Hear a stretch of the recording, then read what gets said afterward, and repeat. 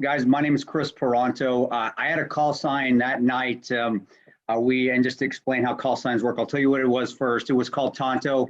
My name's Paronto. Last name Tonto is because I'm actually of Mexican descent, Mexican and Navajo Indian. And the first time I showed up to Kabul doing a contract with the Global Response Staff, which was the CIA at the time, we make fun of each other. That's just how we are. There's no political correctness between Rangers and SEALs and Marines and so forth. So I showed up, they saw my name, they look at me, and if you look, I have a little bit of that Navajo Indian, Native American, Southern Native American eyes right here, where it kind of slants up a little bit. That's what I got. That's my genes. And a Navy SEAL who was there said, "Hey, what's your call sign?" And I'm like, "My call sign is Ranger. We don't do call signs because SEALs, they're the cool guys. That's what they do. The Rangers, my call sign is Sergeant. That's what my call." They said, "Well, you look Indian, are you?" I said, "Yeah, I'm Navajo." He goes, "Well, Paronto, oh, Tonto, very fine." Now, because I speak Spanish, Tonto, if you're for anybody that speaks Spanish, tonto, what does that mean? Well, it can translate, it means fool or foolish, but it can translate into fool, and then it goes downhill from there. So I put the A in it, the T-A-N-T-O instead of T-O-N-T-O. And the reason because Tonto with the A means the knife. So I thought that was cooler. But that's where the call sign came from. You can call me Tonto. I was called Tonto way before Benghazi even happened. Yeah, don't call me Mr. or Sir. That's my dad. He's still alive. Yeah, he's the Sir and he's the Mr. I'm not. But I was with CIA that night in 9/11/2012. My experience before that was as an Army Ranger with 2nd Ranger Battalion. And then I was with 5th Battalion, 19th Special Forces Group for a little while. And then I was a contractor up until 9/11/2012. I'd been a contractor called a private security contractor. In some circles, we're called private military contractors, PMCs. A derogatory term for us is called mercenaries. We're not mercenaries, somebody who takes money to work for other people's governments. We don't. We were working for our own government or corporations from the United States. But I was a private security contractor, and I had been doing that for 10 years. So before Benghazi even took place, I had spent time, a lot of years in Mosul, Iraq, Kandahar, Afghanistan, Lashkar, Afghanistan, Kabul, Afghanistan, Sana'a, Yemen. Yeah, wonderful. I'll be honest, and I'm saying this as half joking, but it's really true. Kurdistan, I spent a whole time up in northern Iraq. These are beautiful, beautiful places. It's just the situations and the continual fighting, especially Afghanistan. Fighting was going on way before we even got there. The tribal wars forever with Hekmatyar and Saif and Massoud, and they just decimated the countries, but they're still gorgeous. I mean, it's just the history there. In Mesopotamia, and it's just beautiful. And when you get to go on these contracts to work in these places, especially as a contractor, not the military, I'm on my own. So I fly in on commercial air, or it's a private plane disguised as commercial air, and then we live on the economy. So you get to go see all these beautiful, beautiful places, and you get to see them under duress a little bit, which maybe makes them more beautiful because you're kind of a target. You're trying to hide in plain sight. So anyway, did that for 10 years, and then 9/11 happened, 2012, Benghazi happened, and that's essentially why I'm here talking to you today. So if we want to get in the background, Ralph, is that what you want to do? Yeah, well, a little bit, because we're already getting some questions for the kids, and sure. Because they've studied quite a bit about 9/11, quite a bit about America's response, and sure. Definitely about Benghazi, and they're it's more or less kind of like a career day to kind of understand the individuals who are there. And one of the students in Spain wants to know, who did you look up to growing up? Well, you always, and I grew up, I'm old school. I grew up still with what we call the old normal, not the new normal. I know these catchphrases.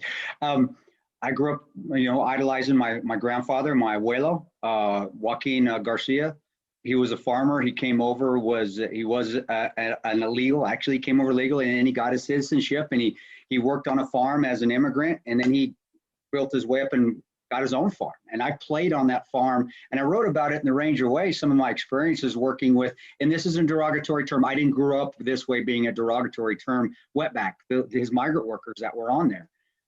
Played baseball with them, played with their kids when they brought them up, and And I wrote about how one saved my life when I was a youngster, because I was playing hide and go seek in the back of a potato truck, and they have rebar in the back and right at eye level, and I nailed it and was bleeding out. Nobody knew I was back there, and one of the migrant workers found me and carried me to my abuela, my grandma Rose, and they got me to the hospital before I bled all over everything. But anyway, I idolized my grandfather because he did hard work. He always was the adamant of hard work. We didn't take handouts from, he always said, we don't take handouts from anybody. And he always says that we are not taking handouts from the government, anyone. We work our butts off and good things happen to us. And that's how I was raised. And then my father, from West Texas, his mother and his father, my grandmother and grandfather on his side, they passed away when he was 1.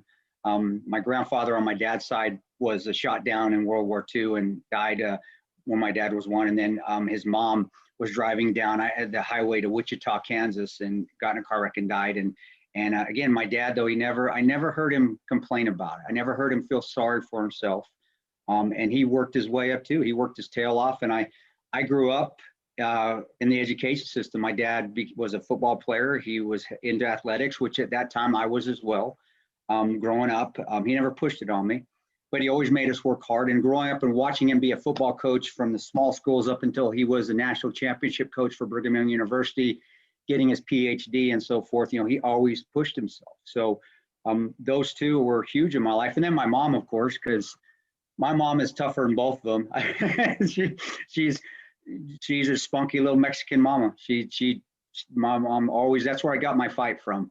My grandfather and my dad, I got the toughness from. My fight is from my mom.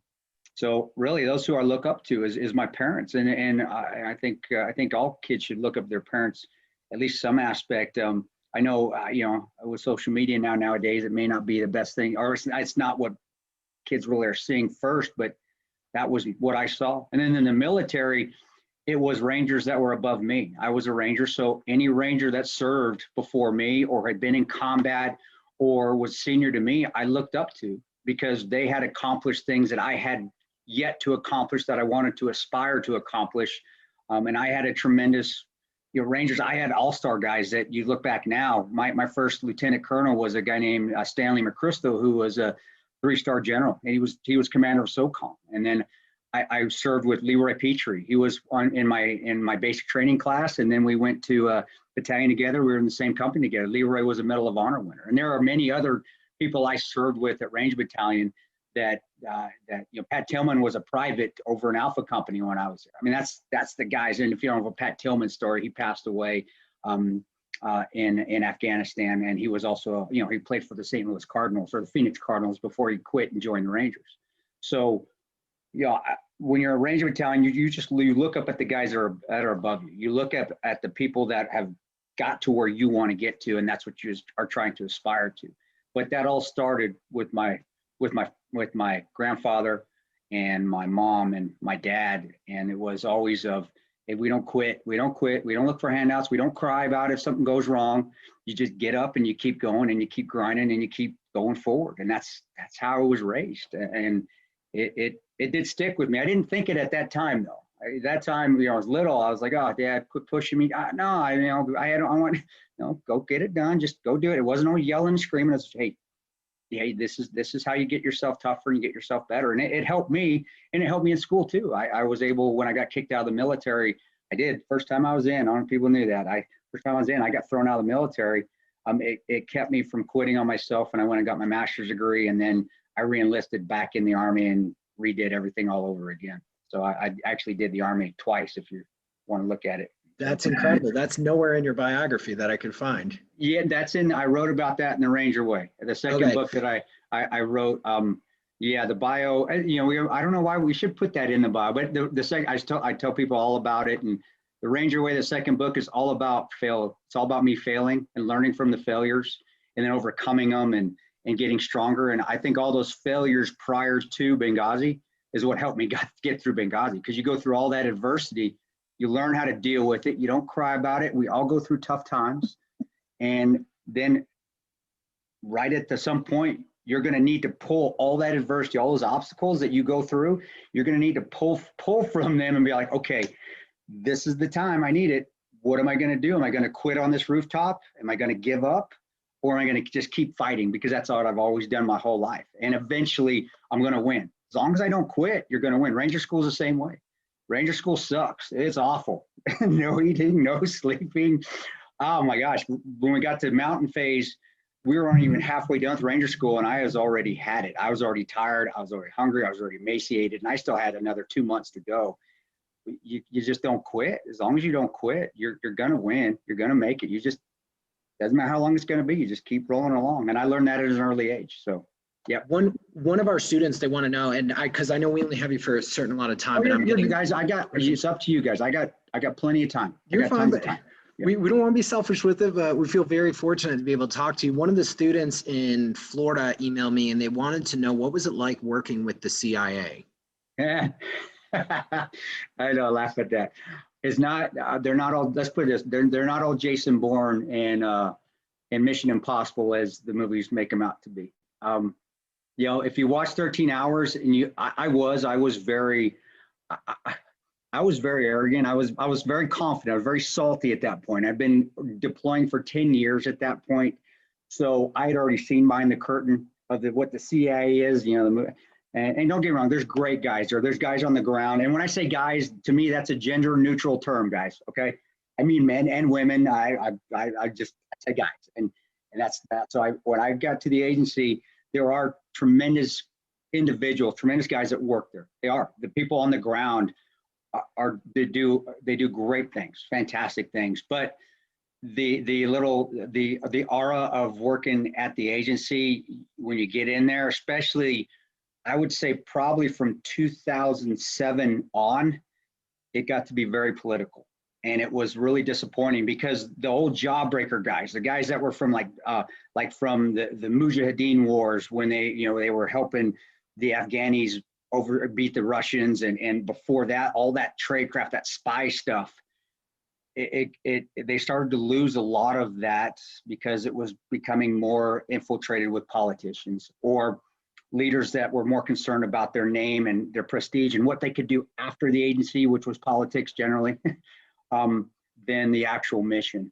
So on a higher level, it was disappointing. It got disappointing. And I saw it because I was in out through that time. I saw it going from case officers that were ex-military or had started at lower levels within a foreign service agency or foreign service division with the State Department and had worked their way up. And now they were hardened. They were guys, men and women that had done the job and had been through a lot, to come around 2009, 2010, it was a college graduate, and not saying you got to start somewhere, but you don't throw an Ivy League graduate into Iraq and all of a sudden they know what the heck they're doing. They've got to build it up like the rest of the people did in the early days. They've got to get that experience.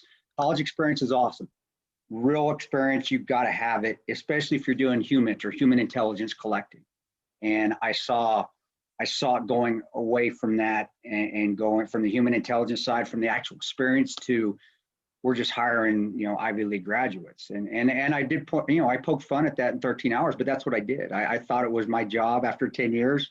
It wasn't, but me being my arrogant self at the time, it was my responsibility to vet and haze these people when they came in, because I wanted to see if they could handle stress when stress really started to take place, not behind a desk when bullets started flying by your head, and those snaps, because the bullet breaks a sound barrier. When it goes by your ears, it makes a snap like a whip crack. And when those snaps were going by their heads and the explosions were going off, were they really going to be able to handle the adversity, or are they not going to be able to do it? And so now, that being said, I would always say, if you want to work for the agency or the NSA or go in the military, I still think that's a tremendous honorable job. And when you get in initially, yes, it's tough and you want to work your way up and be that ground pounder, be that person out there on the ground.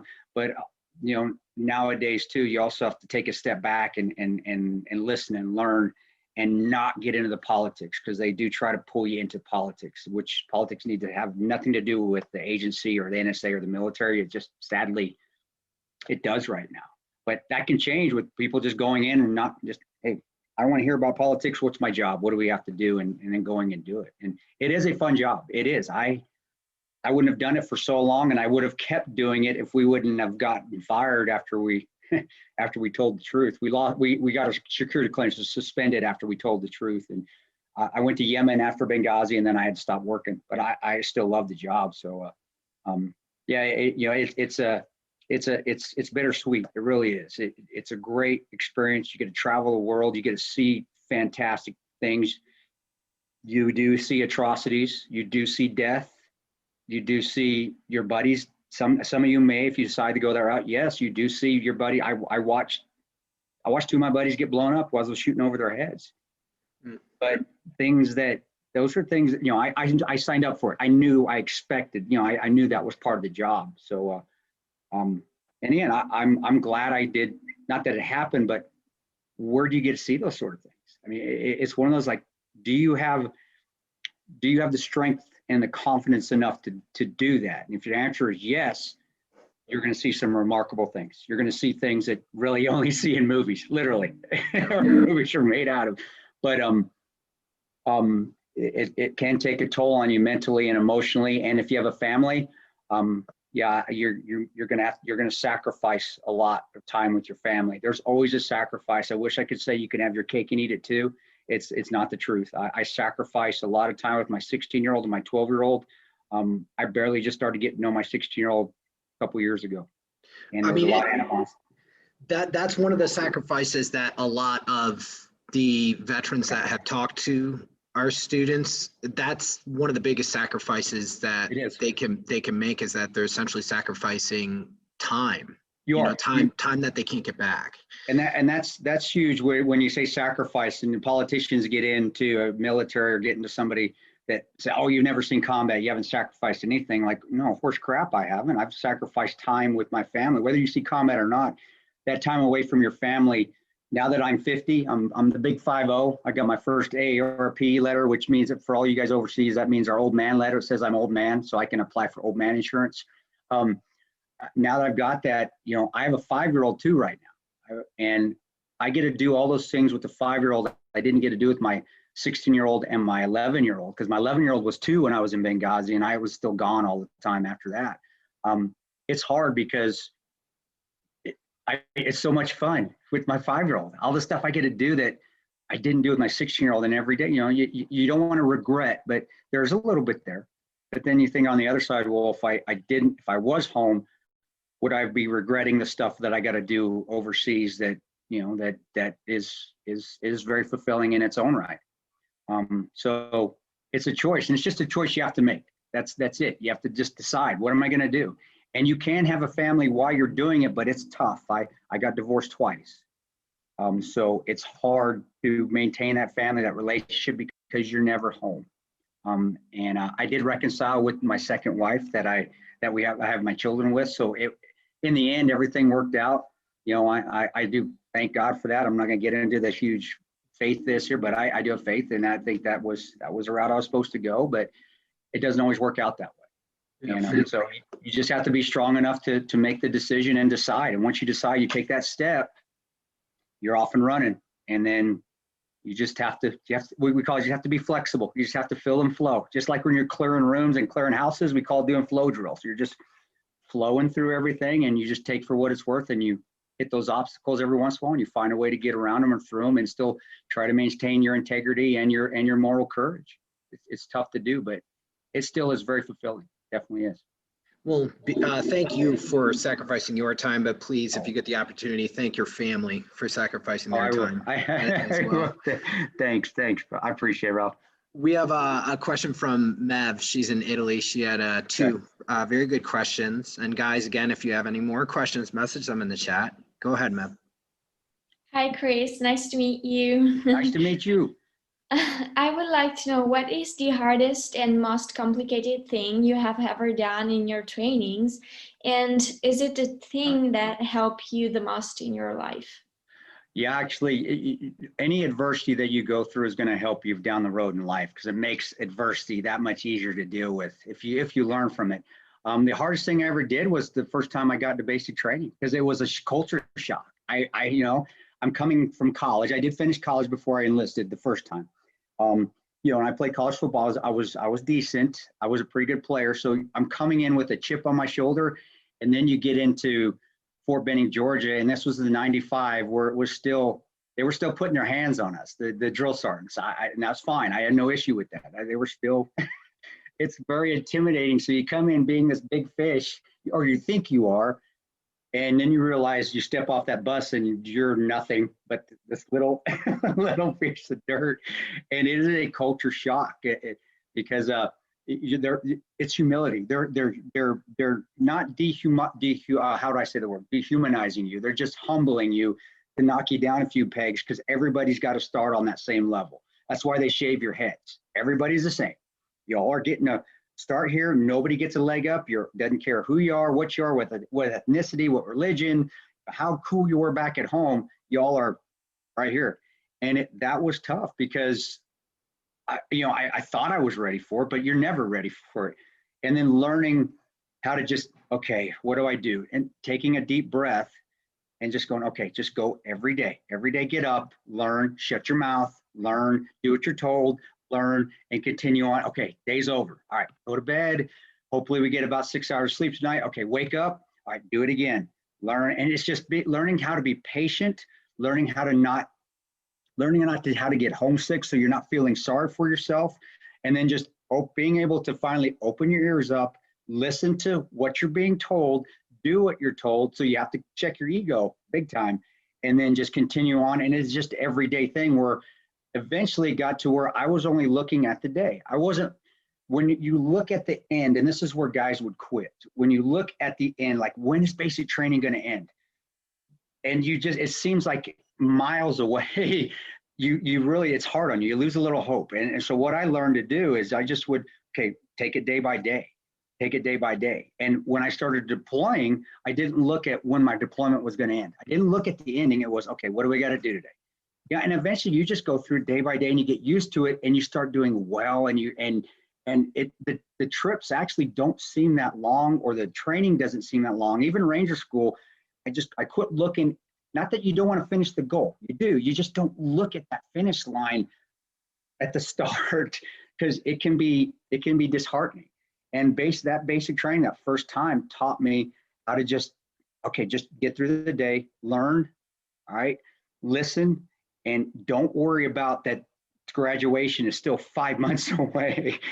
So, and then when Benghazi happened, I was like, okay, well, nobody's coming. All right, well, let's keep fighting. It wasn't, oh crap, when are we going to get out of here? Oh crap, we're going to die here. Nobody's coming. Oh crap, what in the world? This is taking forever. We can't get a hold of anybody. It was just, all right, what do we got to do? All right, they're attacking us. All right, let's take them out. All right, what do we got to do now? All right, let's sit up here, eat a little bit, not worry about it. Let's figure out if there's any units in the area that can help us. And in Italy, we actually had 2 units that were moving towards us. One was in Sigonella. The other one was in Alviano. So that's kind of funny when you said Italy. I'm like, yeah, those are 2 main units that we had guys moving towards us from Sigonella and Alviano that were completely stopped. That's part of that night. But it then also, like when that stuff like that happened, it's disheartening. But I learned all the way, just starting in basic training on up, that okay, well, it's just an obstacle. What are we going to do? We'll figure out something else. Let's not let that obstacle stop us. Let's figure out how to go around it, go under it, go through it. But you just keep grinding and you just keep moving forward and you just don't quit. And that was all started. I mean, I'm sure I had a lot of it growing up, but it really resonated in basic training because that's when you realize I can't just leave. I quit and get up in the morning and walk out. I guess you could, but you'd be AWOL. It'd be illegal. They're going to come get you. So you have to figure out a way how to deal with it. And it was just taking it day by day, taking everything day by day, and not looking when it's going to end. Because if the end's ways away, that view of looking down that goal can turn to hopelessness. And I think that's where a lot of it comes from. A lot of the hopelessness comes from. It's not that you lose hope in yourself. It's just like, oh my gosh, this is just going to take forever, and then you quit. Where if you just look at it, okay, what's my next step? I can get there. All right, what's the next step? And pretty soon you've done 1,000 steps and you've reached whatever goal you're trying to attain. And you're there and you're like, wow, that really wasn't that hard. And then it just gets easier and easier and easier the more you do it. So like I said, when Benghazi happened, I was having a blast. I had so much fun. I would go back to that night in a heartbeat. because I was never concerned about, okay, when is this going to end? I was never concerned with, oh, I'm never going to see my family again. It was, all right, what do we got to do next? All right, that didn't happen. How can we adjust fire and do this? Maybe we can go this route. So, but it all starts now. It really does. You just don't give up. And I know it resonated that first time I went through basic training. That's why I was able to go back in and finish it all over again. Well, definitely it resonates, that fight or flight kind of. Yeah, That's like the ultimate fight or flight kind of scenario. But Alyssa or Elisa, she's in Europe as well. She has a question. Elisa, you can ask your question. You should be able to unmute. There you go. Hi, nice to meet you. Nice to meet you. I just wanted to know, what was the most dangerous experience in your life? And if you're not comfortable answering, that's okay. I was going to say probably getting married the second time to my wife. Right? No. It's Benghazi was dangerous. There's bullets flying everywhere. But yeah, I would say where I felt I was most at danger, and this was actually in Kabul. I always got tasked, and when I'm not clean cut or I grow this out a little bit more, I can blend pretty well with Afghanis or Iraqis or any, because of I don't necessarily look Arab, but I don't always look American. And if you're in Kabul, you're the Hazaras. They're Mongol. They're from Genghis Khan. That realm. They're called Hazaras. Their eyes look like mine. They're a little Native American. They're a little slanty.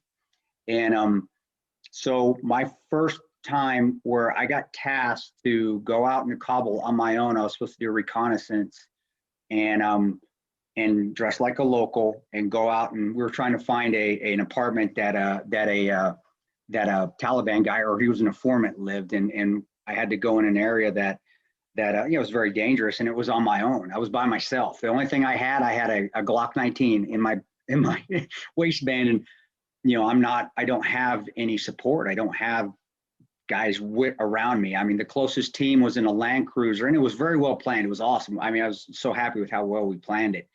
But I had a couple guys in a Land Cruiser that maybe could get to me if I got in an altercation, but probably by the time they got to me, they were just going to be cleaning up my body part. So that, to me, the first time going out by myself, I think it was 2006, on my own, no radios, no cover. I mean, you are out there on your own in a bad area. You're trying to blend in, so you're trying not to be nervous, because you can tell when somebody's nervous. I don't care what ethnicity you are; it makes no difference. Somebody's nervous, it's obvious. It just gives that vibe off that you shouldn't be here. And just like Kabul or any of those areas in Afghanistan, and just like your neighborhoods, if somebody doesn't belong in there. So to be able to try to fit in and know that you don't belong, but don't give off that vibe that you don't belong, it was tough. And I had to go out at night too. So that was even tougher because it gets very active that time of the year at night because it's so hot during the summertime. And it was turning into spring. And so people were wanting to get out. I'm so hot I'm so cold in the wintertime, and it's turning into spring. I'm sorry about that. And people were wanting to get out because they've been in their houses, because Kabul in the wintertime is awful. It's just snow and cold and mud and slush and just garbage everywhere.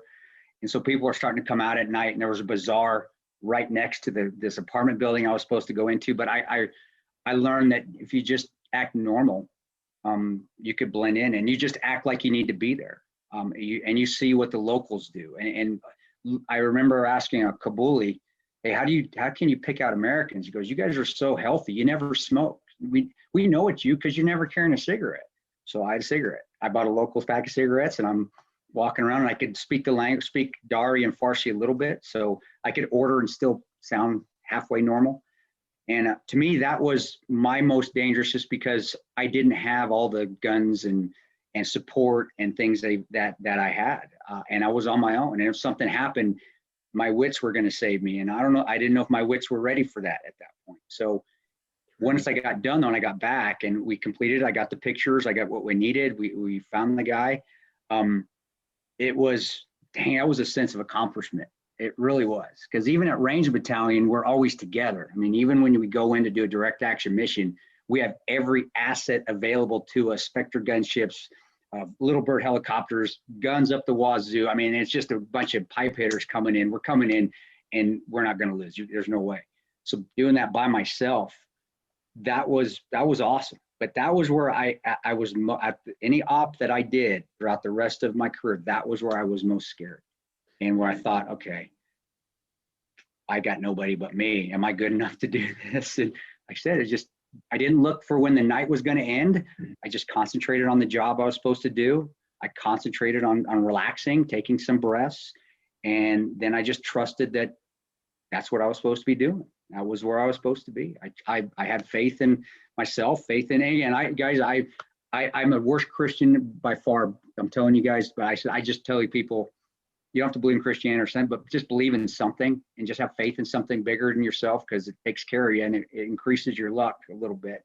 And I just had faith that, okay, whatever happens, this is where I'm supposed to be. So if I die, if I live, whatever, I'm supposed to be doing this. So let's just go get it done.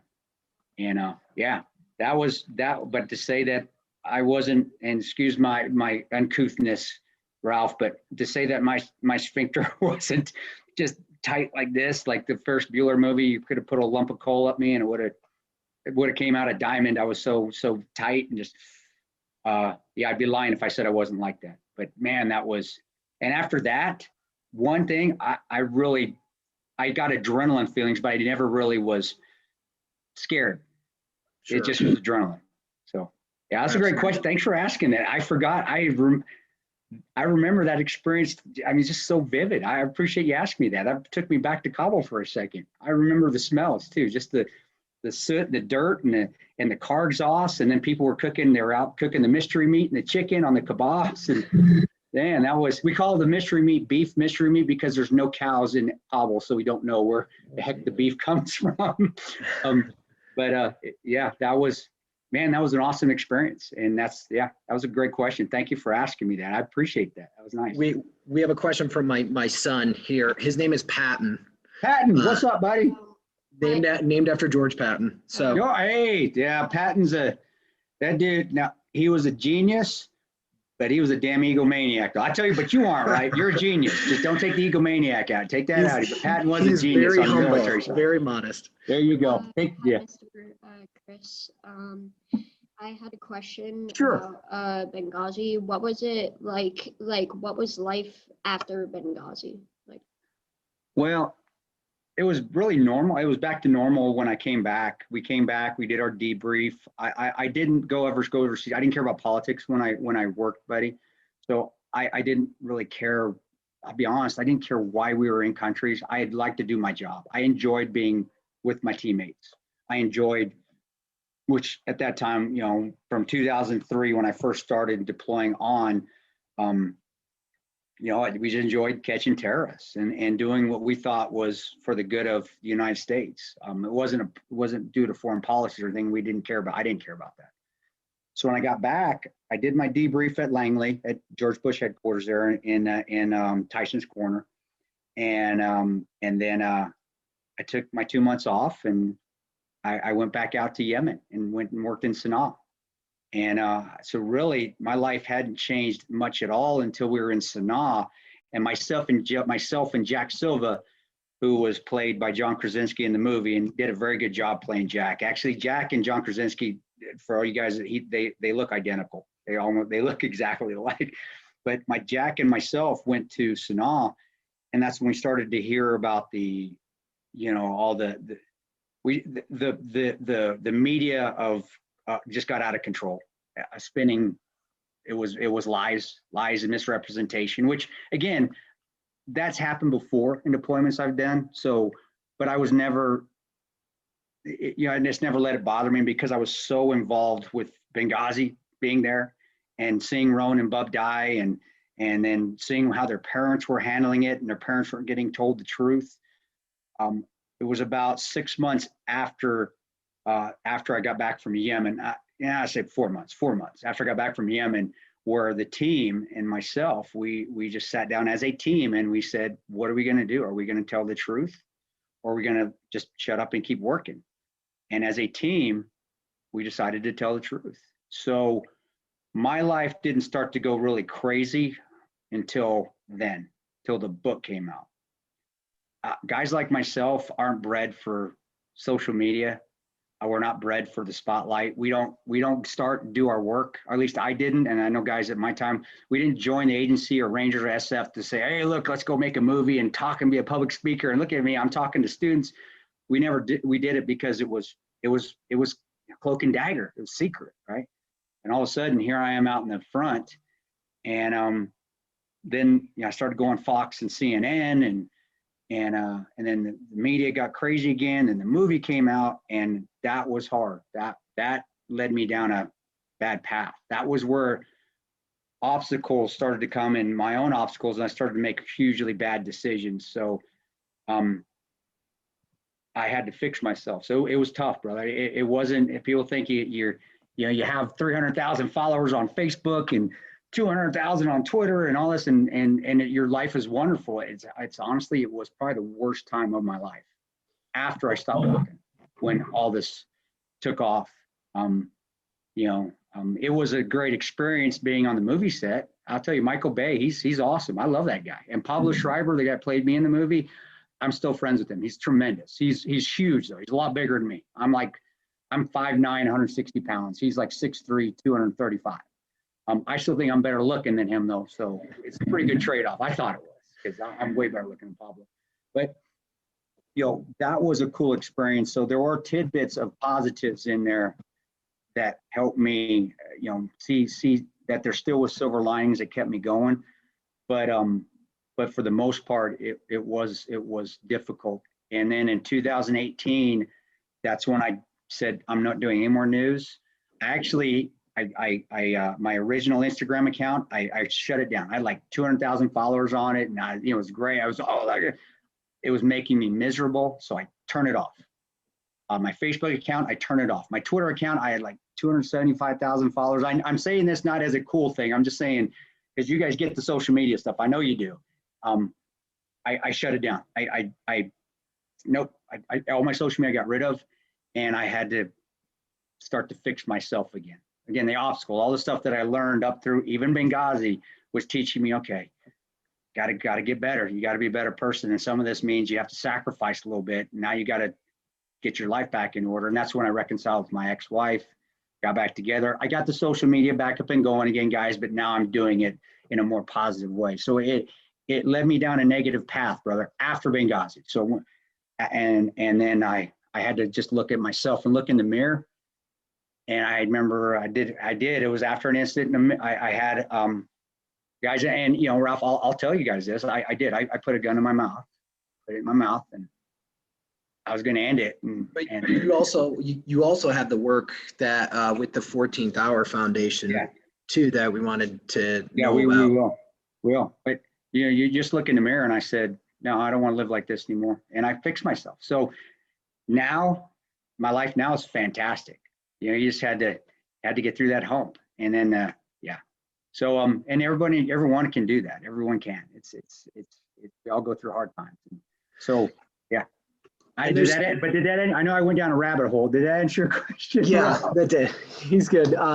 So and the thing we want you guys to take away with this is not only like the historical aspect of the sacrifice that these guys have made and gals have made with the global war on terror, but also persevering through adversity. Because in your lives, we have peaks and we also have valleys, and it's about getting through those valleys. And they might be very big valleys. They also might be very low valleys. But no matter how big, what Kris is saying is just keep plugging away and going forward. We have and enjoy those valleys, enjoy those peaks, and learn from them. And Benghazi was hugely part of that. And the movie did a great job showing that. And the foundation that's when I started the foundation of helping veterans and first responders and law enforcement that go through those valleys. I started it to help them get through those valleys. to get through those times where they're having a tough time. And a lot of times that is because of money and finances. And no, as I said, even after all that stuff, I still ended up on the peak because now I can help other people that need help and with that foundation. So Absolutely.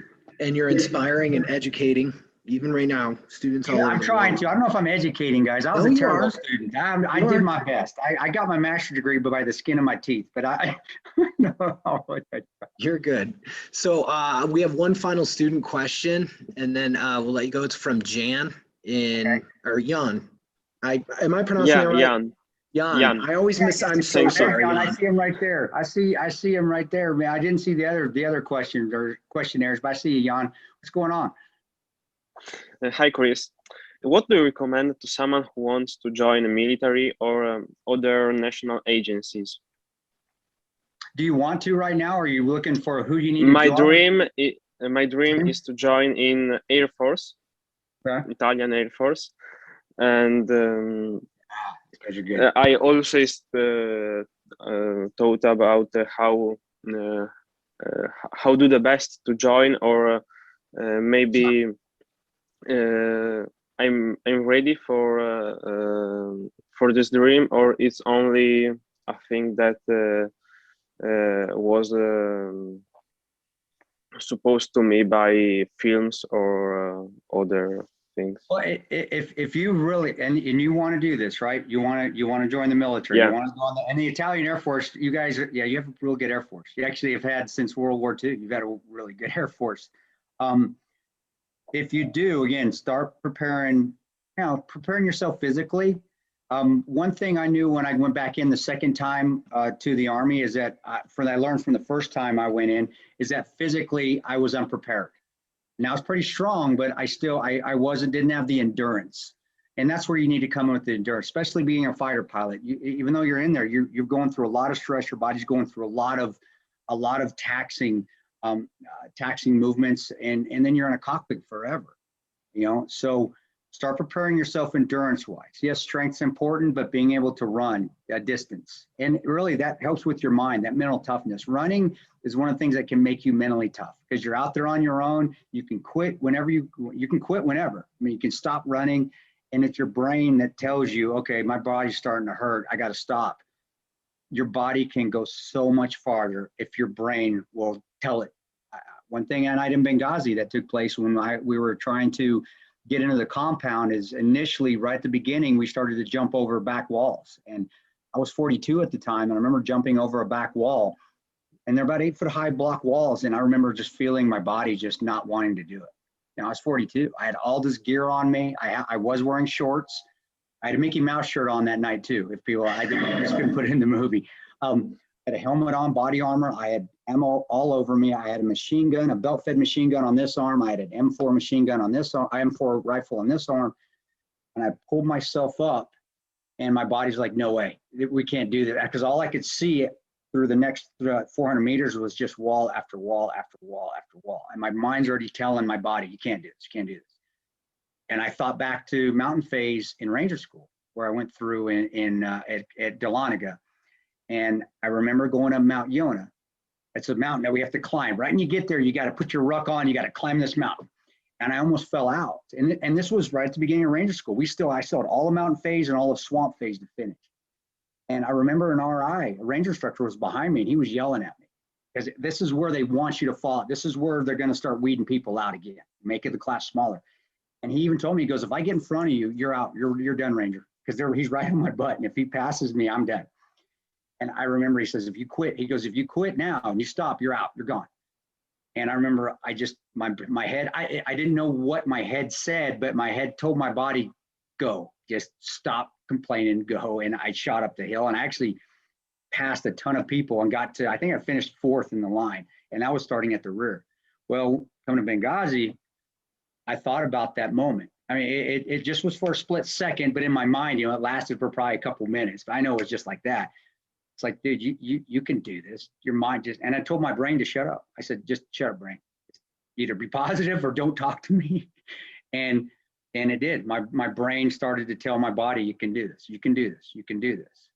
And I didn't hurt the rest of the night. my body. Your body can do so many amazing things if you train your brain to train your body to not quit. It's the same thing, persevere, what we've been talking about this whole time. So the best way to get that initially with where you're at right now is to go for runs. Start running, run a mile. See if you can do it without stopping. Then go 2 miles, then go 3 miles, then go 4 miles, then go 5, work up to 10. I think at 10, you're probably pretty good. Now, if you want to go farther, you keep going, man. But then that too is that start getting your physical strength up too. Just start getting push-ups and sit-ups are fine. It's all physical up to that point, because once you get to where you're going, they're going to test you physically. And if you're already up in that above in that top tier, it's going to start setting you apart, and your instructors are going to start seeing that. And then on the other flip side is that, yeah, you need to keeping your brain trained too, because as a pilot, you're going to have to make decisions like that.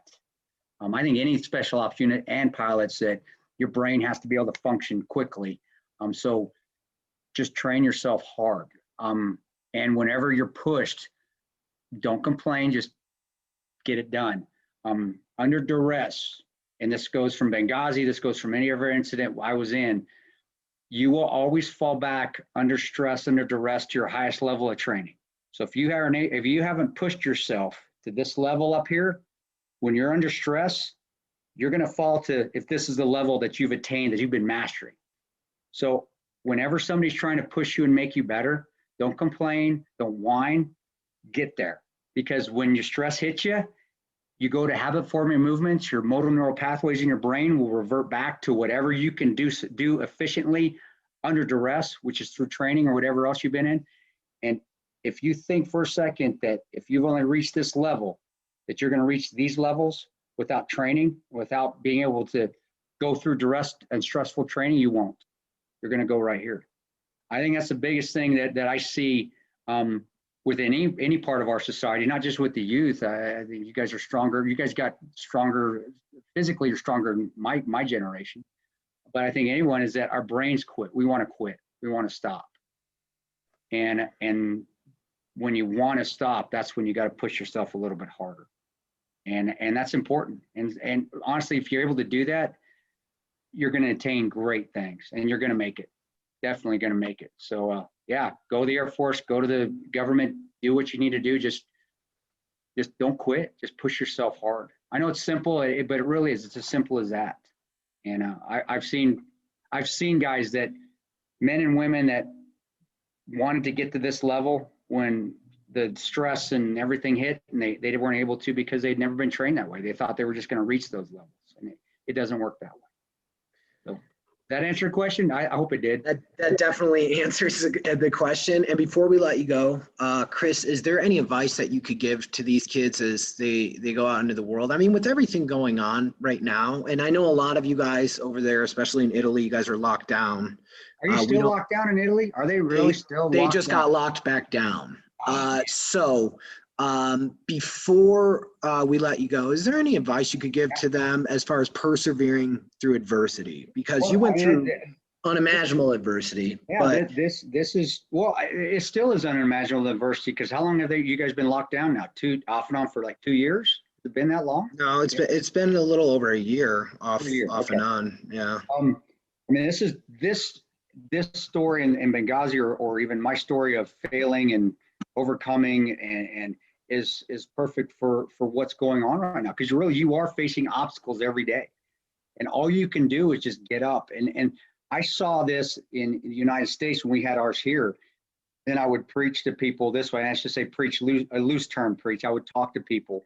So this is your reset. This is your perfect time if you're going through anything to start over and improve yourself. I was a public speaker. I still am. I just got done speaking at an event in Naples for corporations when the COVID hit. And that was a big part of my income and my family's income, doing public speaking, and that stopped. That ended. So it was a little scary for me when the COVID thing hit here in the States, because all that got canceled. It's just starting to pick up again. So I didn't look at it as an adverse, as something like, oh my gosh, this is terrible. What are we going to do? It's like, okay, well, what am I good at? What can I do to continue to improve and maybe help my family with the finances, but also help myself improve? I started working out more again. And I started, that does help. Just getting in the gym or going for a run or doing something, or even at your house. Luckily I have some stuff at my house I can work out here, but getting outside, go for a run or doing push-ups and sit-ups, pull-ups. Physical activity does help, and at least helps you improve your body and you feel like you're getting stronger. But then also I was like, well, what else am I good at I can do here? And I started to become an entrepreneur. I did. It was something that I got time to do now. I got time to start developing maybe some products, start developing merchandise, start doing something that I could do and I could control and was in my wheelhouse. And I started to get my wife involved in it. So the family got tighter. The family got a lot stronger. So my reset when it happened here wasn't, oh my gosh, I'm going to lose everything. I'm going to go down the hole. And so I want to be negative and terrible. It was, what can I do to, okay, first of all, make myself better, make my family better, but also, okay, yeah, I know I got to also pay the bills. What can I do and I'm good at that I can still pay the bills and that is still applicable to my lifestyle now. And that's what I did. And that's why I preached to people. I started a podcast called Battle Line Podcast, and it actually it's doing quite well. I didn't plan on it. It was just, okay, well, let's give it a shot. We got a chance here. I got time. Let's go do it. So it is just finding something that, first of all, maybe it's something that you want to do that you haven't had the chance to do. I do preach again, reading. I did start to read again, read a lot more books as well. Reading, but physical activity, because it does your body and those endorphins, especially after a run or workout, they do make you feel better. That's a biological thing, a physiological thing in you. But also just was, okay, I'm not going to let this beat me. I'm not going to let anything else beat me. I'm not going to let this beat me. I'm not going to beat my family. Okay, what can I do to better myself, better my family, make us stronger, and also make a living? And now that we are starting to come out in the States, we're coming out of COVID, especially like Florida, Oklahoma. I'm in Nebraska. Nebraska, things are opening up. It's like, oh my gosh, I'm getting back to doing my speaking, which is good. Now all this other stuff that I did is now that I did during the COVID, it's part of my lifestyle now. And so I was like, oh my gosh, this is great. I've come out 10 times better because I worked on other things. My old life came back from the speaking stuff, and I'm like, oh my gosh, and my family is just tremendous. And if you can tell by my voice, I am very animated, which means I'm very happy. Things got better. So go through that, get through this, get through what you have to with the COVID, and just better yourself some way. Figure out a way to do it. Even if it's taking online courses. I don't want to get my PhD. I'm good with my master's, but I know some of my buddies went back to school and they got their degrees. And now that we're coming out of it, they're more marketable to the job force, and they're finding jobs that they didn't think they'd get. It's just how you look at it. What can I do to help and make myself better, make my family better, and get stronger mentally and physically and emotionally? You're going to be stronger too, because once you get out of it, it's like, okay, we beat the COVID craziness and get through anything. So yeah, guys, you will have some down days where it's just blah. I had a lot of them, but I still would get myself out of bed and figure out a way to make myself and make my family, which was most important than anything, make my family better. And we did. And now we're in a fantastic place. Now that things are opening up, it's like everybody's still on that starting line and we're already a lap into the race. And it's the sun's out now. It's sun and the blue sky's bluer than been in a while, and things are good. But that wouldn't have been that way if I would have felt sorry for myself and my family, and we just would have quit and waited it out. Just don't wait it out. I think that's the best advice I can tell you. Just don't wait for this to end. Better yourself so when it does end, you're already halfway finished with the race while everybody's still at the starting line. And I learned that from Benghazi. I learned that from the military. I learned that from Ranger School. You just don't quit. Persevere. Ralph, they said it best. I'm gonna steal your word. You persevere and get through it.